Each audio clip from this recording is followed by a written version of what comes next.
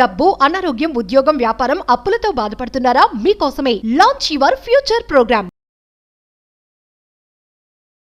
నమస్తే, welcome back to Suman TV. Present మనతో పాటు ఉన్నారు అనలిస్ట్ మందల్ కృష్ణారెడ్డి గారు. నమస్తే సార్. నమస్తే అమ్మా. సార్, వెండి మరి బాగా వెళ్తుంది, దూసుకుపోతుంది అని చెప్పారు. 3 లక్షల వరకు కూడా వెళ్ళే ఛాన్సెస్ ఉన్నాయని అంటున్నారు. మళ్ళీ ఒక్కసారిగా కింద పడిపోవడం చూస్తున్నాము. ఎందుకంటారు, ఎందుకు ఈ మార్పు వస్తుంది? వెండి డెఫినెట్గా పెరిగేటువంటి లోహం, అందులో సందేహం అక్కర్లేదు. 2-3 కారణాల వల్ల వెండి రేటు డౌన్ అయింది. ఇది తాత్కాలికం మాత్రమే, మళ్ళీ పెరుగుతుంది. ఒకటి, చైనా కొన్ని ఆంక్షలు విధించింది వాళ్ళ దేశంలో ఉత్పత్తి అయ్యేటువంటి. ఎందుకంటే ప్రపంచంలో అందరికన్నా ఎక్కువగా ఉత్పత్తి చేసేది వెండిని చైనా. దాన్ని కంట్రోల్ చేసుకుంటూ దానికి అర్థమైంది రేటు బాగా పెరిగే అవకాశం ఉంది భవిష్యత్తులో అనే ఉద్దేశంతో వాళ్ళు పూర్తిగా కొన్ని నిబంధనలు విధించడం వల్ల బయటకు రాకపోవడం, అక్కడ నుంచి చైనా నుంచి వెండి రావడం ఆగిపోయింది. చైనా నుండి వెండి ఆగడం ఆగిపోయే వరకల్లా వెండి రేట్లు తగ్గాయి. పెరగాలి కదా, ఎందుకు తగ్గాయంటే కారణం ఏమిటంటే వెండి ఇతర దేశాలకు వెళ్ళినప్పుడు ఇక్కడున్న సుంకాలు అవన్నీ కూడా ఏవైతే ఉన్నాయో అవి తీసుకోవడం మానేస్తాయి. రెండోది, ముఖ్యమైన రష్యా యుద్ధం. యుక్రెయిన్తో రష్యా యుద్ధం దాదాపు 2-3 సంవత్సరాలు జరుగుతోంది. అక్కడ చాలా నష్టాలు వచ్చాయి, చాలామంది చనిపోయారు. యుక్రెయిన్ పౌరులు 2 లక్షల వరకు కూడా యుక్రెయిన్ పౌరులు చనిపోయారు. 1,00,000 కిలోమీటర్ల వరకు కూడా అంతకు పైగా రష్యా దాన్ని ఆక్రమించుకుంది. ఈ పరిస్థితిలో వీళ్ళ మధ్య పొంతన కుదురుతుందని, వీళ్ళు ఆగిపోతారు యుద్ధం ఎవరు అనుకోలే.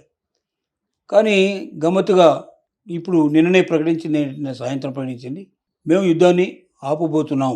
నియమ నిబంధనలని మా ఏదైతే రష్యా పెట్టిన నియమ నిబంధనలు మేము అనుమతిస్తున్నాం, మేము అవకాశం కల్పిస్తున్నాం. అది నియమాలు కఠినంగా ఉన్నా దానివల్ల మా దేశానికి కొంత నష్టం వచ్చినా యుద్ధం కన్నా నష్టం కాదు కాబట్టి మేము ఒప్పుకుంటున్నాం. త్వరలో యుద్ధానికి మేము సమ్మతి చేయబోతున్నాం అని యుక్రెయిన్ ప్రధాని బయటకు వచ్చి చెప్పాడు. యుక్రెయిన్ ప్రధాని తర్వాత అమెరికన్ ప్రెసిడెంట్ ట్రంప్ వీళ్ళిద్దరు కూర్చొని మాట్లాడుకొని వాళ్ళు ఒకే చేశారు. కారణం ఏంటంటే ట్రంప్ చెప్పిన తర్వాత 2 దేశాలు వింటాయి. అయితే ఇంత ముందే చాలాసార్లు జరిగినాయి. దాంట్లో రష్యా ఏం చెప్పిందంటే, ఈ నియమాలు సక్రమంగా పట్టిస్తే మాకు అభ్యంతరం లేదు, మీరు ఆ నియమాలను వాళ్ళతో ఒప్పించండి, మేము యుద్ధాన్ని సమాప్తం చేస్తాం అన్నారు. ఆ రకంగా నియమాలను వాళ్ళు ఒప్పుకున్నారు కాబట్టి తొందరలోనే సమాప్తం అవుతాను అంటున్నారు. యుక్రెయిన్లో కూడా బాగా వెండి ఉత్పత్తి అవుతుంది. రెండవది, యుక్రెయిన్కి రష్యాకు మధ్య యుద్ధం పెరుగుతున్నప్పుడు డాలర్ రేట్ ఎట్లా ఉంటుందో ఫ్లక్చువేట్ అవుతుందని భయం. అలాగే బంగారం వెండి మీద ఎక్కువగా పెట్టుబడి పెడితే ఏమవుతుందని ఒక భయం. ఇలాంటి భయాలని చాలా ఉన్నాయి. ఈ భయాలని తీసేస్తూ యుద్ధం ఎప్పుడైతే పరిసమాప్తం అవుతుందో డెఫినెట్గా కొంత రేట్లు తగ్గడానికి అవకాశం ఉంది. ఇలా ఒక వారం రోజులు, 10 రోజులు, 2 రోజులు తగ్గడానికి అవకాశం ఉన్నాయి. తర్వాత ఆటోమేటిక్గా పెరగడానికి అవకాశాలు ఉన్నాయి. ఎందుకంటే భారతదేశం మరి వెండిని ఉత్పత్తి చేస్తుందా ఒక పెద్ద ప్రశ్న. భారతదేశానికి వెండి ఉత్పత్తి చేసుకోవాల్సిన శక్తి ఉంది. కానీ అట్టడుగు నుంచి వెండి బయటికి తీస్తే ఇప్పటిదాకా ఉన్న రేట్లు వాళ్ళకి గిట్టుబాటు కావడం లేదు. కానీ ఇంకా రేటు పెరిగితే గిట్టుబాటు అవుతుంది. వెండి రేటు బాగా పెరిగే అవకాశాలు కనబడుతున్నాయి. కాబట్టి భారతదేశంలో చాలా చోట్ల వెండి తవ్వకాలు ప్రారంభమయ్యాయి. డెఫినెట్గా ఇవి 2026లో భారతదేశం చాలా ఎక్కువ వెండి ఉత్పత్తి చేస్తుంది. మన అవసరాలను తీరే అవకాశాలు ఉన్నాయి. మన అవసరాలు మాత్రం తీరే అవకాశం ఉన్నప్పుడు ఏమవుతుందంటే డెఫినెట్గా రేటు కొద్దిగా డౌన్ అయ్యే అవకాశం ఉన్నాయి. కానీ ప్రపంచం అంతా కూడా రేట్లు పెరిగినప్పుడు మనం రేట్లు తగ్గించడం మొత్తం సాధ్యం కాదు, కొద్ది % మాత్రమే సాధ్యమవుతుంది. కాబట్టి డెఫినెట్గా భారతదేశం వెండి ఉత్పత్తి చేస్తుంది. భారతదేశం వెండి ఉత్పత్తి చేసినా మనకే సరిపోదు కాబట్టి ఇంకా కొంత మనం బయట నుంచి తీసుకోవాల్సిన పరిస్థితి ఏర్పడుతుంది. కాబట్టి ప్రపంచ రేట్లతో మనం పోటీపడి ముందుకెళ్ళాలి. తద్వారా వెండి రేట్లు పెరిగేదే కానీ తగ్గదు. భవిష్యత్ అంతా వెండికే ఉంది. సామాన్యులు, మధ్యతరగతి వారు ఎక్కువ వెండిని కొనుక్కోవాలని మనం తెలియజేస్తున్నాం, వాళ్ళకి సలహా ఇస్తున్నాం. ఎందుకంటే బంగారం రేటుతో పోటీపడి వాళ్ళు ముందుకెళ్ళారు. వెండి అయితే చాలా తక్కువ చీప్లో దొరుకుతుంది. కాబట్టి ఇన్వెస్ట్మెంట్ చేసుకొని బంగారం కన్నా వెండిని కొనుక్కొని పెట్టుకుంటే తక్కువ రేట్లో వస్తుంది, ఎక్కువ లాభాలు సంపాదించి పెట్టే అవకాశం ఉంది. ఈ విషయంలో ప్రతి ఒక్కరు అలర్ట్ కావాలని మనం సలహా ఇస్తున్నాం. సార్, వెండి మరి బాగా వెళ్తుంది, దూసుకుపోతుంది అని చెప్పారు. 3 లక్షల వరకు కూడా వెళ్ళే ఛాన్సెస్ ఉన్నాయని అంటున్నారు. మళ్ళీ ఒక్కసారిగా కింద పడిపోవడం చూస్తున్నాము. ఎందుకంటారు, ఎందుకు ఈ మార్పు వస్తుంది? వెండి డెఫినెట్గా పెరిగేటువంటి లోహం, అందులో సందేహం అక్కర్లేదు. 2-3 కారణాల వల్ల వెండి రేటు డౌన్ అయింది. ఇది తాత్కాలికం మాత్రమే, మళ్ళీ పెరుగుతుంది. ఒకటి, చైనా కొన్ని ఆంక్షలు విధించింది వాళ్ళ దేశంలో ఉత్పత్తి అయ్యేటువంటి. ఎందుకంటే ప్రపంచంలో అందరికన్నా ఎక్కువగా ఉత్పత్తి చేసేది వెండిని చైనా. దాన్ని కంట్రోల్ చేసుకుంటూ దానికి అర్థమైంది రేటు బాగా పెరిగే అవకాశం ఉంది భవిష్యత్తులో అనే ఉద్దేశంతో వాళ్ళు పూర్తిగా కొన్ని నిబంధనలు విధించడం వల్ల బయటకు రాకపోవడం, అక్కడ నుంచి చైనా నుంచి వెండి రావడం ఆగిపోయింది. చైనా నుండి వెండి ఆగడం ఆగిపోయే వరకల్లా వెండి రేట్లు తగ్గాయి. పెరగాలి కదా, ఎందుకు తగ్గాయంటే కారణం ఏమిటంటే వెండి ఇతర దేశాలకు వెళ్ళినప్పుడు ఇక్కడున్న సుంకాలు అవన్నీ కూడా ఏవైతే ఉన్నాయో అవి తీసుకోవడం మానేస్తాయి. రెండోది ముఖ్యమైన యుక్రెయిన్ రష్యా యుద్ధం. యుక్రెయిన్తో రష్యా యుద్ధం దాదాపు 2-3 సంవత్సరాలు జరుగుతోంది. అక్కడ చాలా నష్టాలు వచ్చాయి, చాలామంది చనిపోయారు.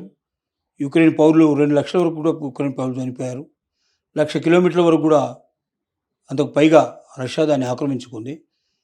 ఈ పరిస్థితిలో వీళ్ళ మధ్య పొంతన కుదురుతుందని, వీళ్ళు ఆగిపోతారు యుద్ధం ఎవరు అనుకోలే.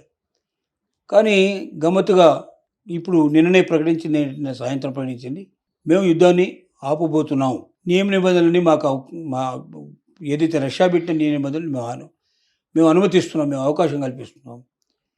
అది నియమాలు కఠినంగా ఉన్నా దానివల్ల మా దేశానికి కొంత నష్టం వచ్చినా యుద్ధం కన్నా నష్టం కాదు కాబట్టి మేము ఒప్పుకుంటున్నాం. త్వరలో యుద్ధానికి మేము సమ్మతి చేయబోతున్నాం అని యుక్రెయిన్ ప్రధాని బయటకు వచ్చి చెప్పాడు. యుక్రెయిన్ ప్రధాని తర్వాత అమెరికన్ ప్రెసిడెంట్ ట్రంప్ వీళ్ళిద్దరు కూర్చొని మాట్లాడుకొని వాళ్ళు ఒకే చేశారు. కారణం ఏంటంటే ట్రంప్ చెప్పిన తర్వాత 2 దేశాలు వింటాయి. అయితే ఇంత ముందే చాలాసార్లు జరిగినాయి. దాంట్లో రష్యా ఏం చెప్పిందంటే ఈ నియమాలు సక్రమంగా పట్టిస్తే మాకు అభ్యంతరం లేదు, మీరు ఆ నియమాలను వాళ్ళతో ఒప్పించండి, మేము యుద్ధాన్ని సమాప్తం చేస్తాం అన్నారు. ఆ రకంగా నియమాలను వాళ్ళు ఒప్పుకున్నారు కాబట్టి తొందరలోనే సమాప్తం అవుతాను అంటున్నారు. యుక్రెయిన్లో కూడా బాగా వెండి ఉత్పత్తి అవుతుంది. రెండవది, యుక్రెయిన్కి రష్యాకు మధ్య యుద్ధం పెరుగుతున్నప్పుడు డాలర్ రేట్ ఎట్లా ఉంటుందో ఫ్లక్చువేట్ అవుతుందని భయం, అలాగే బంగారం వెండి మీద ఎక్కువగా పెట్టుబడి పెడితే ఏమవుతుందని ఒక భయం, ఇలాంటి భయాలని చాలా ఉన్నాయి. ఈ భయాలని తీసేస్తూ యుద్ధం ఎప్పుడైతే పరిసమాప్తం అవుతుందో డెఫినెట్గా కొంత రేట్లు తగ్గడానికి అవకాశం ఉంది. ఇలా ఒక వారం రోజులు, 10 రోజులు, 2 రోజులు తగ్గడానికి అవకాశం ఉన్నాయి.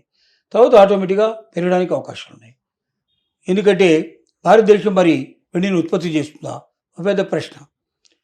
భారతదేశానికి వెండి ఉత్పత్తి చేసే శక్తి ఉంది, కానీ అట్టడుగు నుంచి వెండి బయటికి తీస్తే ఇప్పటిదాకా ఉన్న రేట్లు వాళ్ళకి గిట్టుబాటు కావడం లేదు. కానీ ఇంకా రేటు పెరిగితే గిట్టుబాటు అవుతుంది. వెండి రేటు బాగా పెరిగే అవకాశాలు కనబడుతున్నాయి కాబట్టి భారతదేశంలో చాలా చోట్ల వెండి తవ్వకాలు ప్రారంభమయ్యాయి.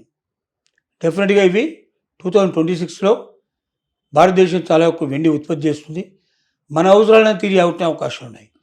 మన అవసరాలు మాత్రం తీరే అవకాశం ఉన్నప్పుడు ఏమవుతుందంటే డెఫినెట్గా రేటు కొద్దిగా డౌన్ అయ్యే అవకాశం ఉన్నాయి. కానీ ప్రపంచం అంతా కూడా రేట్లు పెరిగినప్పుడు మనం రేట్లు తగ్గించడం మొత్తం సాధ్యం కాదు, కొద్ది % మాత్రమే సాధ్యమవుతుంది. కాబట్టి డెఫినెట్గా భారతదేశం వెండి ఉత్పత్తి చేస్తుంది. భారతదేశం వెండి ఉత్పత్తి చేసినా మనకే సరిపోదు కాబట్టి ఇంకా కొంత మనం బయట నుంచి తీసుకోవాల్సిన పరిస్థితి ఏర్పడుతుంది. కాబట్టి ప్రపంచ రేట్లతో మనం పోటీపడి ముందుకెళ్ళాలి. తద్వారా వెండి రేట్లు పెరిగేదే కానీ తగ్గదు. భవిష్యత్ అంతా వెండికే ఉంది. సామాన్యులు, మధ్యతరగతి వారు ఎక్కువ వెండిని కొనుక్కోవాలని మనం తెలియజేస్తున్నాం, వాళ్ళకి సలహా ఇస్తున్నాం. ఎందుకంటే బంగారం రేటుతో పోటీపడి వాళ్ళు ముందుకెళ్ళారు. వెండి అయితే చాలా తక్కువ చీప్లో దొరుకుతుంది. కాబట్టి ఇన్వెస్ట్మెంట్ చేసుకొని బంగారం కన్నా వెండిని కొనుక్కొని పెట్టుకుంటే తక్కువ రేట్లో వస్తుంది, ఎక్కువ లాభాలు సంపాదించి పెట్టే అవకాశం ఉంది. ఈ విషయంలో ప్రతి ఒక్కరు అలర్ట్ కావాలని మనం సలహా ఇస్తున్నాం. Thank you.